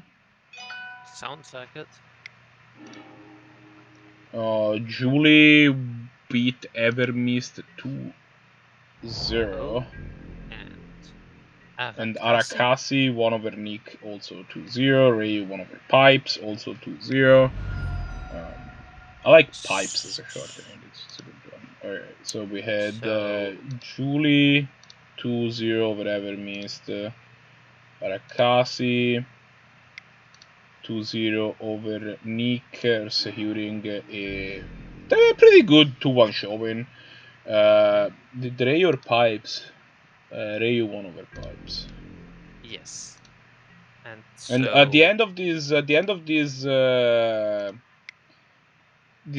match, we'll have the announcement of who the top 5 finalists are. So yeah, that's exciting. Did you just say the top 5? I mean, we had the top 5 last season, and I think my original intention was to do the top 4, But we had a top 5 last season, and it worked out pretty well. That's not how I wanted to start things, but we had a cancellation last minute. So basically, what happened last season was that we had originally was going to have a top 4. But then WolfgangCloud just couldn't make it. So I wanted, okay, I'm just going to invite the 5th player to take his place. But Windy and Lowman were tied for 5th. So rather than just having like tiebreakers to rely on tiebreakers, just invited them both. And it turns out that like 5 gives us makes the tournament last about as long as they want it to do, which is some 3 to 4 hours, I think it's something like that, which is like longer than what the show looks like what the normal show looks like, which should last longer because it's special, but also not so long that it's crazy. And also it make sure that every round there's at least one player that isn't on that is not on plane. So like I can have somebody jump me the boot for commentary and have directly it's another way to showcase the players that dwell in the season, to have them in the booth so that we can talk to them and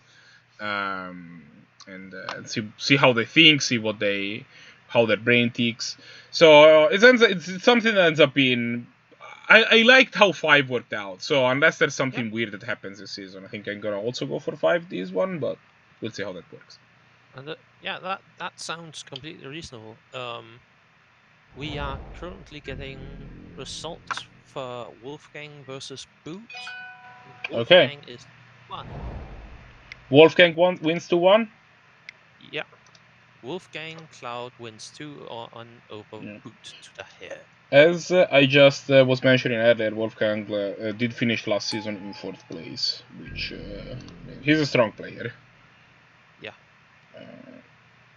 Thank you. Back in the match at hand, we have a resolved memory jar and a defense crit. This is not going Pants way. I'm just going to put it out. The handoff needs a way to heal this defense crit. That's just a way to start. Council's Judgment would probably be the first play. Because he has enough mana that he can fire off 1 counter spell, but. Yeah. The good news is that Para's hand is not super threatening, although this Wheel of Invention. Oh, there you go, never mind. So he can deploy a Time Vault now. Yeah. Council Judgment in the jar hand, not what you want to see. He can deploy a Time Vault now, and then next turn Weir for the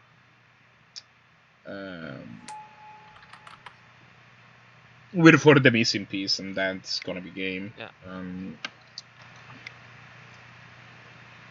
This Urza might mean that he gets to Weir now in this end step, actually. Wow. Right? Yeah. Does he have enough permanents? He has a Minamo. He does not have. I can only see 2 available mana. That's not enough to work. Yeah, no, you're right. You're right. Meanwhile, Pant is still not getting any meaningful interaction. Yeah, this word is gonna be lethal. He can deprive it. He still he has a counter spell up through the defense grid. Defense grid if he needs to, but yes. But with this Ursa, the way I see this going is this gets countered, and then he starts spewing value. Yeah, and the Walking Ballista is very threatening with Ursa out, and so I would imagine this gets countered. Oh. Although he doesn't have triple blue. No, he does. Never mind. There's an Ursa on the field. He has infinite blue. Bait with the Walking Ballista. Yeah. And then finish off with the war. That's Yeah. smart. So where can top the defense grid? I see And 5 mana. yeah. because He has has enough the mana to do it construct. all. He can just wait for the manifold key and just go into it. Yep. Oh, heads up play by Pant. He bounces the time vault with the cryptic command. Oh. That puts him in solidly not dead this turn. Now do this 7/7 construct. Yeah.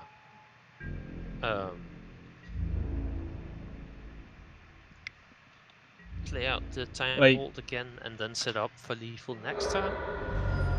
Seems to be the Seems plan here. this and plus even if this whole time vault plan doesn't work, again there is a 7/7 construct in play. Yeah.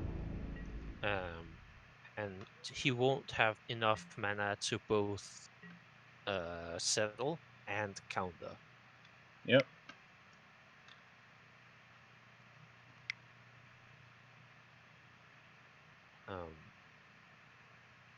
Puts the walking ballista back on top. Oof, yes, good. Here's the walking ballista again.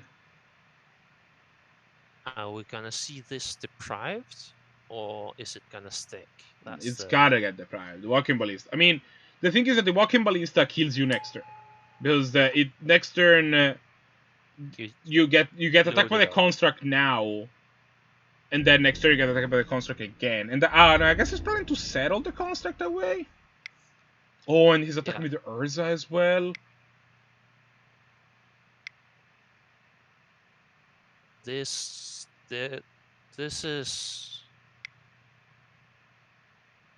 might be a turning point, because he'll now untap and have the counter spell up for the whir. Yeah, but he's wearing now. Oh, yeah, good. But what's he getting? I mean, probably key and threaten to go off next turn. Is there a key that costs 1? I thought they cost 2. There's a key that voltaic key costs 1, galvanic key costs 2. Oh, you have yeah, options of yes, both. sure, yes, good. So, Panth has one single Pan's got an impulse and hope. impulse to get this. Finds the serum Some visions. kind We of keep answer. digging. And he has none. So back to basics is actually a way to not lose next turn. No, because there's like a billion mana rocks. Yeah, no, this match is over. Just over. That's and we have all the rest of the results. Yeah, That's it for this week. Yeah, we have 2 players that ended up finishing with 9 points. Both Para and WolfgangCloud finished with 9. So congratulations to both of them. They are they share the victory for today. Double win bonus. Yeah, Is that alright. a first for the? Have we had a doubled win bonus? Yeah, in but that has 10th point? happened a few times in the past. Still quite So good. it turns out Defense Grid is a good card in the control matchup. We were wondering, is Defense Grid like stock or No, actually. So what I did, I took Ben's list and I made a couple modifications after play. Like I took out the Isochron Scepter combo because I didn't like it. I put in Defense Grid after a control match that I was played against someone. I've played it in Academy as well, and it was in Eggs, and I actually really like it, especially that redundancy on 2-drop tutors, because you have like 4 or 5 2-drop tutors that if you already have Time Vault in play or in hand are just dead. But if you can get Defense Grid, like, it's absolutely brutal. And you saw, like, those 3 games, basically all 3 of them revolved around Defense Grid. Oh yeah, I lost no, that Defense first Grid game was definitely because like Defense Grid- that is the matchup you wanted for Well, also, sure. the Defense Grid's great because it's like casting a Time Vault against the control deck, but if they exile counter it, you haven't lost your Time Vault. Because if they don't counter it, you're just so far ahead and you can probably freely resolve your Time Vault anyways. So, yeah. And then you saw in the last game, I think, like, the absurdity of the deck being able to fight on so many axes. Like Pat says, you can have pressure life total combo and board control with no mana investment. You have your Walking Ballista, you have your Urza, etc. It's kind of absurd, and I hate that it exists, and I hate that it's a card that I'm allowed to play. Because I just prefer playing Paradox Engine combo, but this is just so much better. I'm a little sad that that's ahead is starting the same playing in Paradox Engine. I've been playing the blue-black like just traditional combo control vault list for a while. Yeah, this is kind of like a fusion of like an Academy deck and a blue-black control vault, but take out all the control and put in more Mono Rocks. Yeah, and like that deck doesn't seem overpowered. It seems good, but like, also like I feel that Vault is less offensive there, mostly because. That being a control deck, right? Like, the interesting part is not how you win the game. Like, yeah, Vault win the game. Vault at some point will win the game. You'll assemble the combo. Your opponent concedes. Nobody cares. But like, that's not the interesting part of the game. The interesting part is how you get to the part where you control the game. How you get to the stabilization element as opposed to the turbo. So in that sense, I feel that Vault is like a little bit more. Forgivable, yeah, fair, exactly, as fair as it can be. Yeah, it's like, I mean, game one. Not necessarily fair, but like it doesn't feel as bad because you play a real game of Magic and then it ends because of Vault rather than just like what. Yeah, it's just kind of a miserable card. Yeah, and we had 4 Vaults here today, right? You have a bunch. Pant was on Vault. You were on Vault. No, Pant wasn't on Vault. Boot was on Vault. Sorry, that's what I meant. Yeah. Boot and Nick were on Vault, and I have to defend Pant's honor here. No, yeah, I was on it. And it was Nick on it. Yeah, Nick was Boot on it. Boot was on it. Pipes was on it. Was Evermist on it? No, I was on. That was just a control deck. Okay, I thought I don't remember. I thought I saw someone else who had maybe it was against Evermist that I saw the matchup, and I saw a Vault or what looked like a Vault deck. But Evermist, how was the first time? It's pretty good. Got the whole spectrum. First game, close second game, got ranged third game. Yeah, I mean, I did have though with Pipes some actually like fantastic games that I'm sad. First of all, were Vault versus Vault, and second of all, weren't on camera at all. Like in game 1, we had a setup where I had Ensnaring Bridge in play and a Codex Shredder, and they had.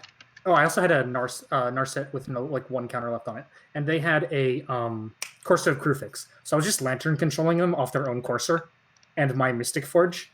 So that was pretty funny. And then they blew it up, and then I got Vault, and I won. And then in the third game, I learned that my deck, as it stands, which I need to change, actually has no way of removing a resolved Sorcerer's Spyglass. I kept a 5-land Brainstorm Voltaic Keyhand, and then brainstormed into Time Vault, and they were holding up Cryptic Mana, and then they resolved the Spyglass and put it on Time Vault. And then I ended up killing them by tutoring for Mindslaver, playing Mindslaver, Mindslaving them, activating Wishclaw Talisman to get an Ensnaring Bridge in case they didn't have an answer, to stop their Merit Lage from killing me, and then on their turn using the Wishclaw that I gave them to tutor their deck for an answer for their Sorcerer Spyglass. So that was pretty great. But without an answer, you just took the opponent's deck. Yeah, I did not have an answer. I like turn 4, I was like, I don't have an answer for this. We'll have to figure. We'll play it by ear. Or I'll go for a different combo or something. Because you also you have beatdowns with Urza tokens, and you have Walking Ballista, and you have it's a slightly weaker Paradox Academy deck that also just has Time Vault, which is dumb. So yeah, you kind of hedged more on like a mid-rangier sort of plan where you actually can end the game before your opponent can find an answer for whatever you're doing. Well, yeah, and it replaces the turn 4 combo kills with 4 mana activations of Time Vault, where you pay 2 for Time Vault, 1 for Voltaic Key, 1 to untap it. Right, which is, I guess, similar to tapping Academy on turn 3 and making a billion mana. Yeah, we're done. We're just kind of doing a wrap up here and hanging out. All right. Mostly the thing I was trying to do while we were wrapping up is I punched the results in. So I have our top 5 of the players that are gonna be back next week for boy. for our grand finals. That date and time TBD. We're going to try and figure out exactly what works best for our players, but it's gonna be next weekend. I'm gonna let you know. So with the 38 players boosting a 75% win percentage. And very dominant performances this season. In first position, we have Arakasi. Of course. How many points do they Second, have? excuse me? How many points do they have total? I'm just curious. 38. Okay. And as a reminder, the way that this works is that you get 3 points divided among every person that has won the event for winning. Plus, you get 1 point for showing up and 1 point for each match win. Every week. Yeah. Yeah, every week. Arakasi has won four events, which is insane. Out of the 9 that we have had, so that tells you about how well the season went. In second position, also with a dominant win percentage of well above 60%, and with 27.5 qualification points, we have Para. In third place, with 18 points, we have Reiyu, and that is really an auto consistency. Reiyu showed up 8 out of the 9 times, and was really rewarded for it with 18 points. In fourth place, with a win percentage of exactly 50%, we have Luca. Not the best win rate in the I mean, matchup. 50% is fine. Yeah. It's Just flip a coin. average. And with in fifth place with 14 points, right on Luca's heel, even having only showed up 4 times with Croc. Okay. So these are our top 5 finalists.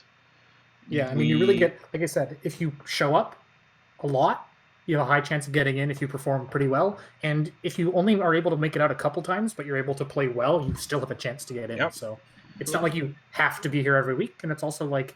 But you're rewarded for being here every week, which is kind of how I want this thing to work out. I've been.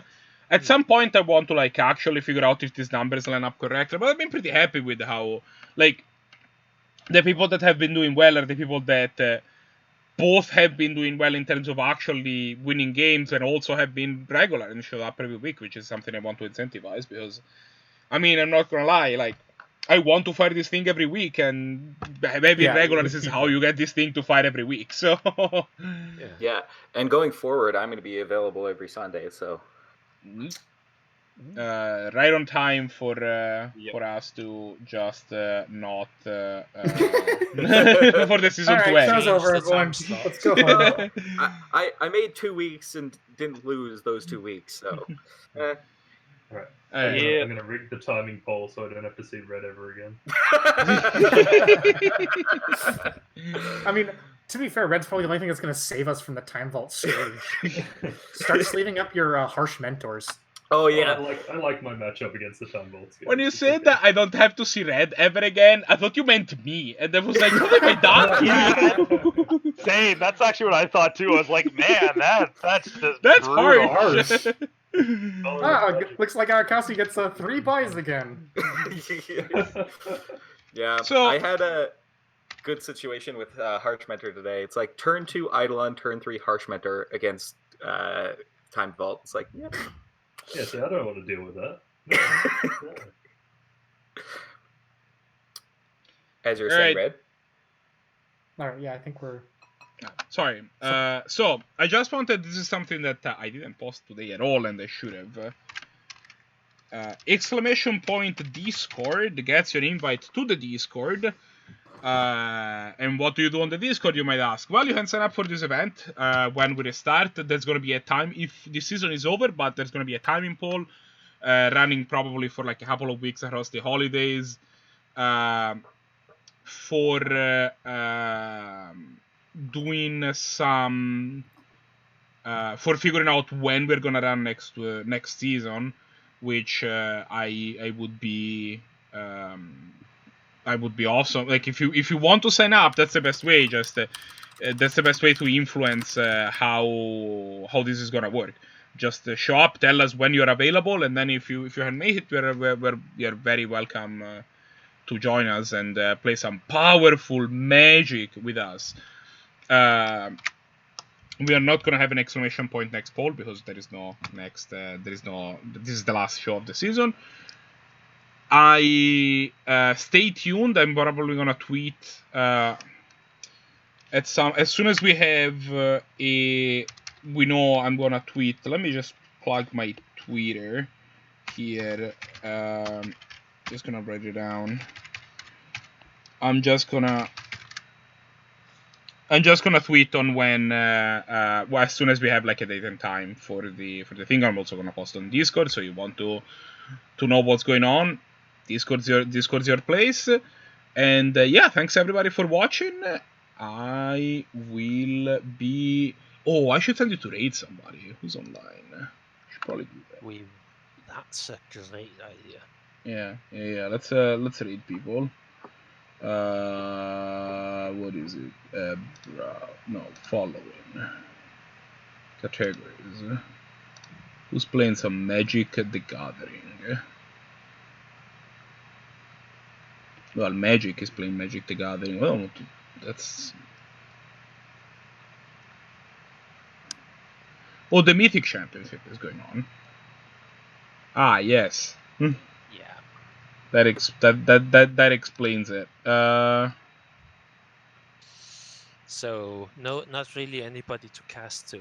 I'm trying to. I'm sure that I can find somebody. Give me a second. Yeah, that'll be somebody to find. Someone's playing Legacy. That's close. Legacy is close enough.